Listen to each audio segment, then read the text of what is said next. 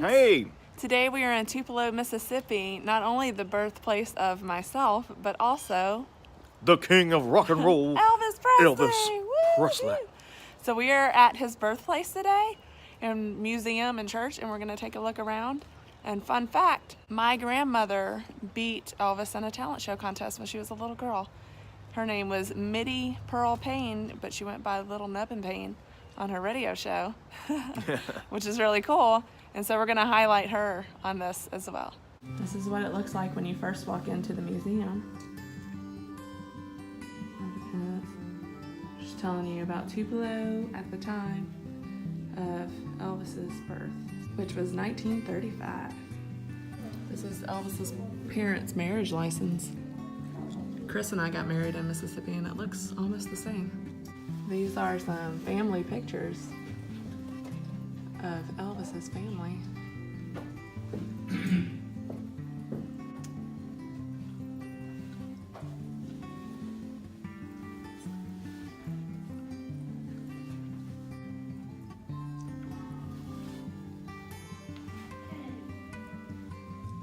Here's Elvis's birth certificate. This is a model of what the street looked like that Elvis was born on. And he was born in one of these little shacks.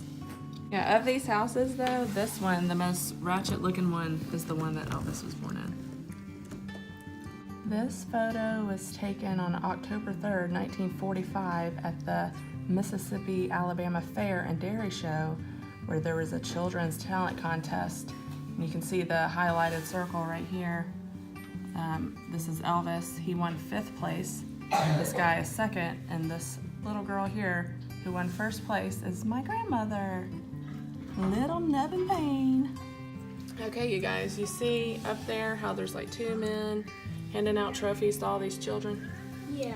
And see, out that guy over there that doesn't have a trophy, who has the glasses on, that's Elvis.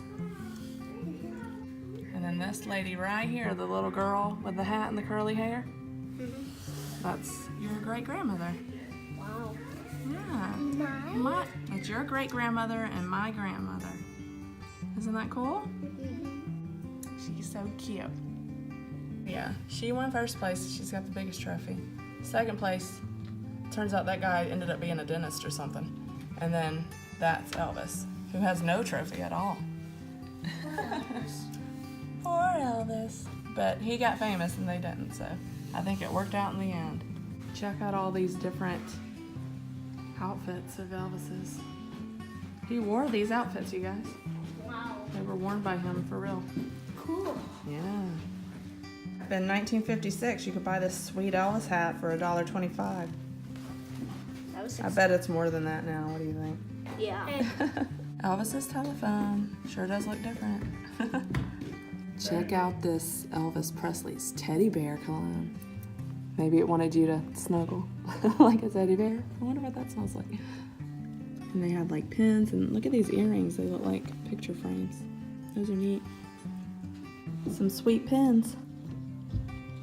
If you know anything about the history of Elvis Presley, you know he got started at Sun Studios up in Memphis, which is a very famous recording studio. Pretty soon thereafter, his record contract was sold to RCA, and this is the first hit, Heartbreak Hotel, which he wrote with 2 other people, and it's his first gold record, which is kind of cool. This is the letter from BMG Music that reported to Elvis's friend Janelle that he was no longer on the list of banned artists in China. And you can see here, this is kind of cool.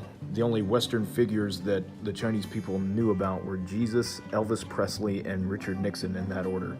Weird marketing items here. Thanks, Mr. Television, for having me on tonight. Apparently Elvis was atomic powered. They have a show going on called Elvis the Early Years. It looks like it plays every 30 minutes.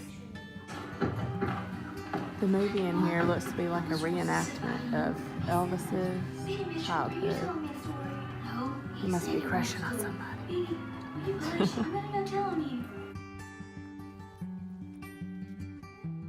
I wonder where Kennedy went. Where is she? Kenny. Oh no, Kenny's like, oh, there she is. You're so funny. It's called Becoming. It has Elvis as a kid and Elvis as an eagle, or the king. From the statue up here, you can see a lot of Tupelo that way, and you see that building down there. That's where the museum and the theater was. That little white building is the church, and we're about to go hunt down the house where Elvis was born. So this area, not only for the significance of the house and the church and everything, but later in life it says here that Elvis came here a lot because it's one of his favorite places to visit. And you can see tons of downtown Tupelo. You can see right there, that's the courthouse. You can see the Bancorp South Arena. You can see the big Presbyterian church down there. But yeah, I can imagine this would be a very peaceful place. Being the king of rock and roll and being a worldwide sensation, just coming to a place like this and just being quiet for a minute would be really nice rest. This is the birthplace of Elvis. He was born January 8th, 1935. It's almost his birthday. Today's January 2nd. Look how tiny this house is.